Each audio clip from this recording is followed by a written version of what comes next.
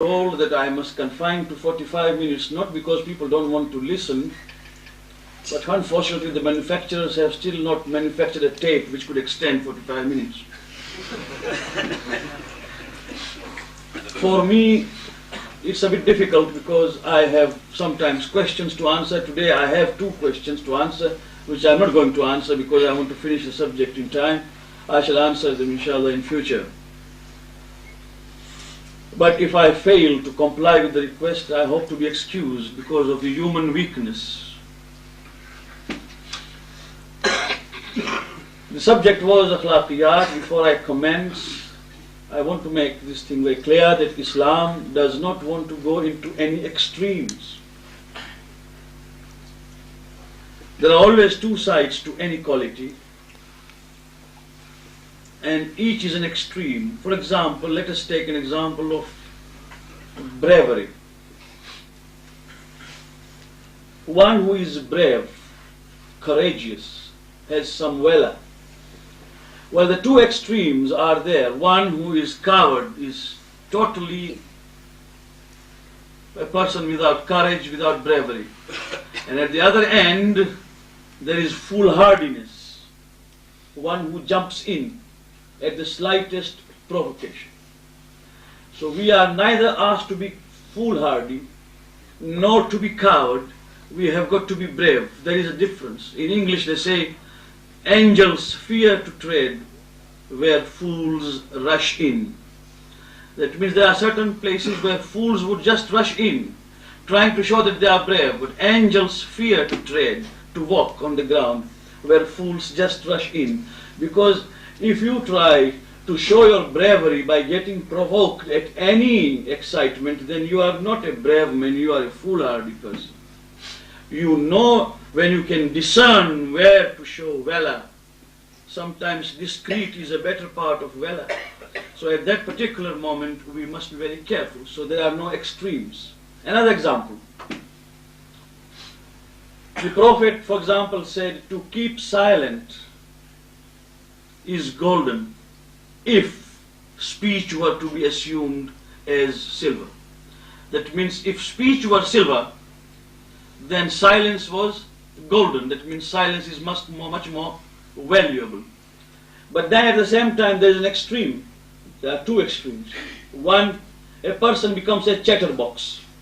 He talks and talks and talks. This is one. He doesn't allow you to talk. He just talks. Talks on anything. He is a chatterbox. And there's another one who is so silent that you try to talk to him, he is dumb. Doesn't want to talk at all. Or maintains maun. You know what maun is? Maun, Mahatma Gandhi, for example, used to maintain total silence on every Monday. On every Monday, for example, one of the exercises, spiritual exercises he carried out was that on every Monday, from morning till dawn, till dusk, he would not talk. In Gujarati terminology, it is known as maun. Maun is total silence, dumb. Now, in Sharia of Islam, to maintain total silence with purpose, I don't talk of those who are dumb. Dumbness is disability. But with some intention that I shall not talk for the whole day. Haram, it is haram. It is haram to maintain total silence with a purpose. I am not going to talk today. To tell the family at home, don't talk to me because I am not talking. And if somebody came to ask any question, say, right, I'll answer by writing because I am not talking. So that is also haram. So this is an extreme. And to talk too much, thank God that it has not been made haram. But our first Imam has said something wonderful about those who go to any extreme. He said, وَأَيْقِنِ الْحُمُقِ لِمِكْثَارٍ. When you find a person who talks too much, then you must be sure that some hinges somewhere are loose. So, when you find that a person is a chatterbox, there is something wrong. Himaqa. And when you find he is totally silent, he is committing something haram. Silent means not talking at all. So you talk, but there is a limit to what you do. So it doesn't allow us to go to any extreme. Let us take in ibadah. In ibadah, fasting.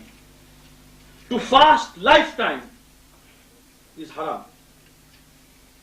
If anybody comes out and says the Prophet made it wajib for 1 month, I am making it wajib upon myself for lifetime. If a man fasts lifetime, it is haram. If a man fasts 2 consecutive days without iftar in between, haram. If one decides to fast for 1 full year, again it is haram. Because da'imus sawm is not allowed. Permanent fasting is not allowed. At the same time, too much of eating is a glutton. And therefore, when you do something to an extreme, you harm yourself and you become one who is committing something abominable and haram. So you will find that Sharia of Islam is in the middle path. Khairul umuri awsatuha. The best of the matters are those which are average and in the center, in the middle path. When Muawiyah, after the death of Imam Ali alayhi salam,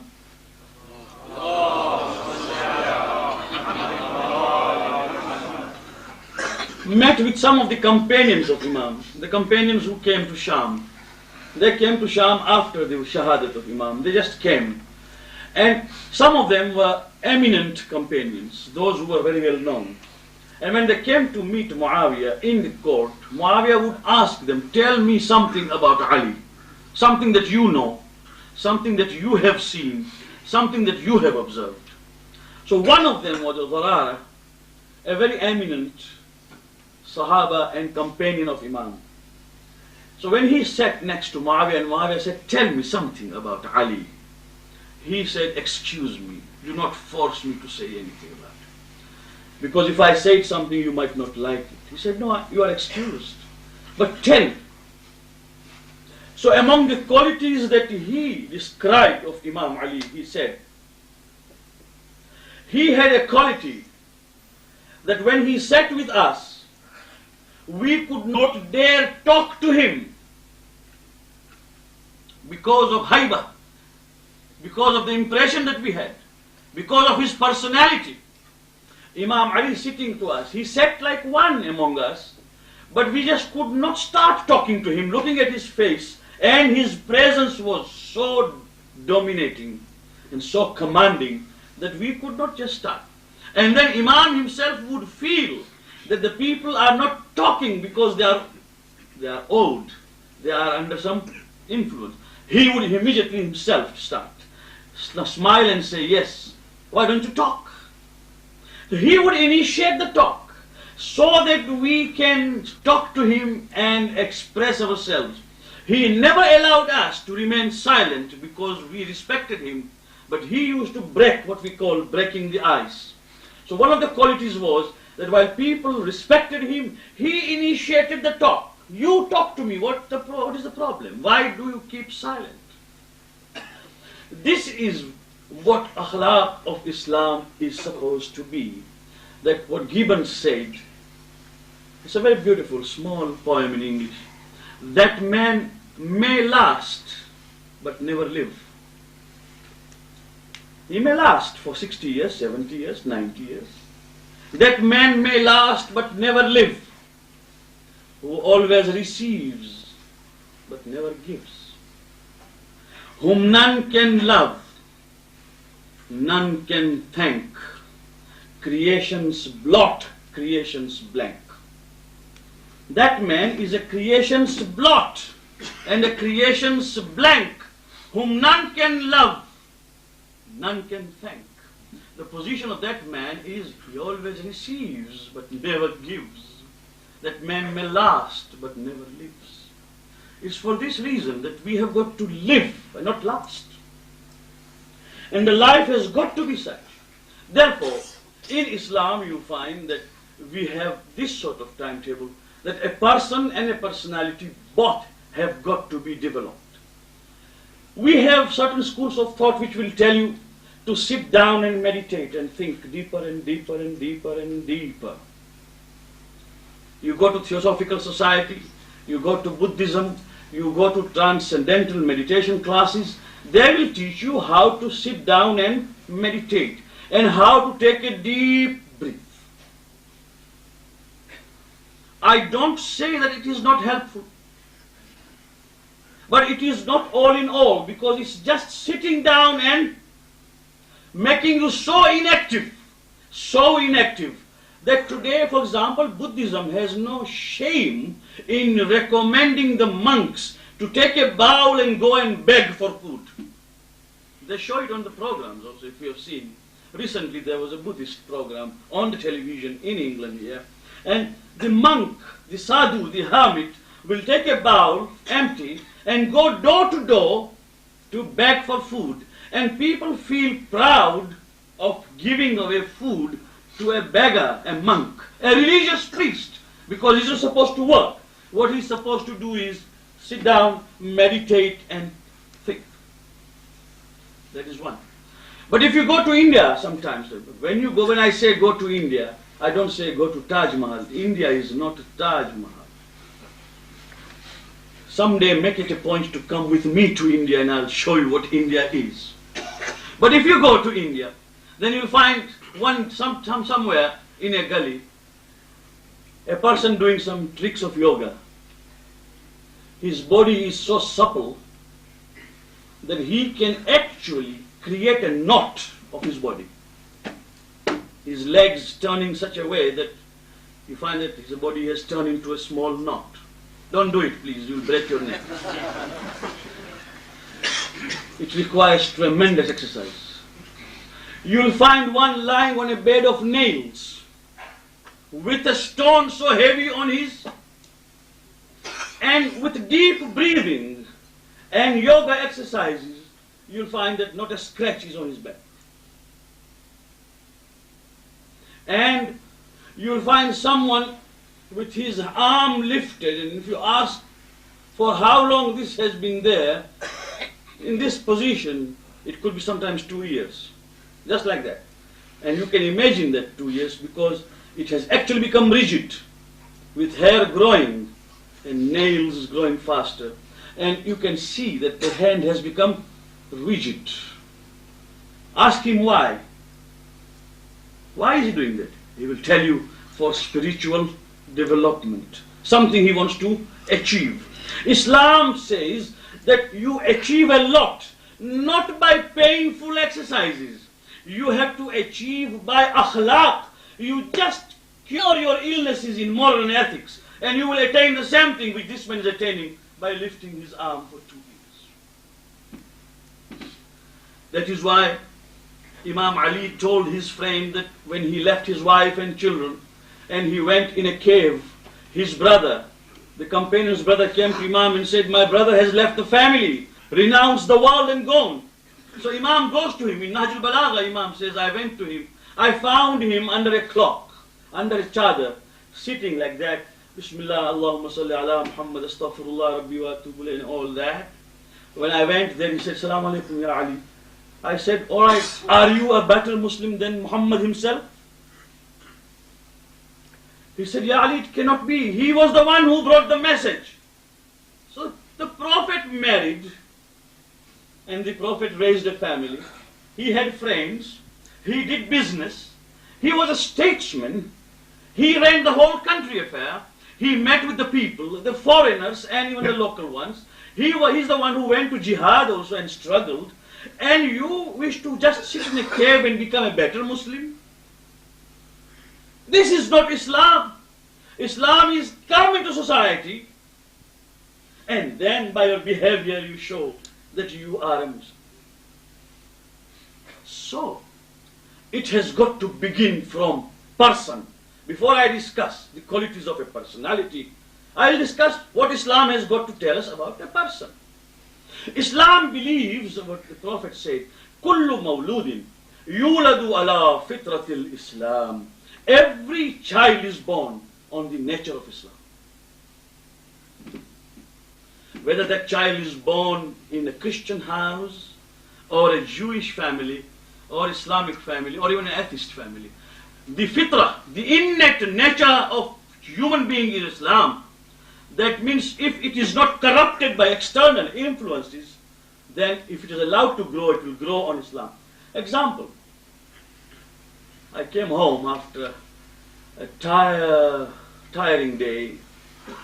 Just as I was resting, someone rang the doorbell. Or telephone. I want to take a rest and I cannot. I'm not talking about myself, I'm talking about all of us, I know.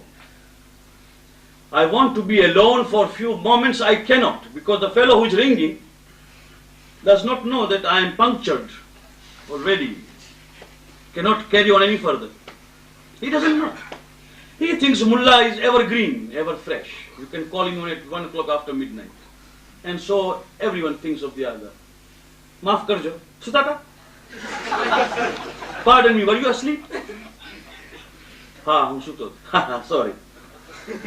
Matter is over. The British system of telling sorry after stepping on one's feet. Well, what happens next is,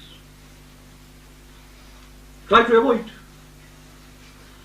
So when somebody rings up, I tell my son, tell him I am not in. And the son, who has never lied before, because he is born on Fitrat al-Islam, my father says he is not in. Why does that happen? Because he does not know how to speak lies. I have taught him how to speak lies. For the first time when he will try to speak a lie, he will try to speak a lie by reporting it. But gradually as he learns how to speak lies, then he will be a pakka liar. Then there's no need for me to train him. The moment it rings, he will tell him, father is dead. Fast asleep. So you can imagine that a child is born on Fitrat al-Islam. We learn vices. We learn how to go astray. We learn how to speak lies. We learn how to cheat. But if we were not exposed to those circumstances, then we would not do this. You'll find that it is Fitrat al-Islam. So that is why the Prophet first and foremost did to bring the person in the proper perspective. One companion, the Prophet tells him, can you please bring a spoon? Not the Prophet would not bring himself. A spoon, a ma'laqa, spoon. He just takes a spoon and goes. The Prophet says, have you washed it? Wash it.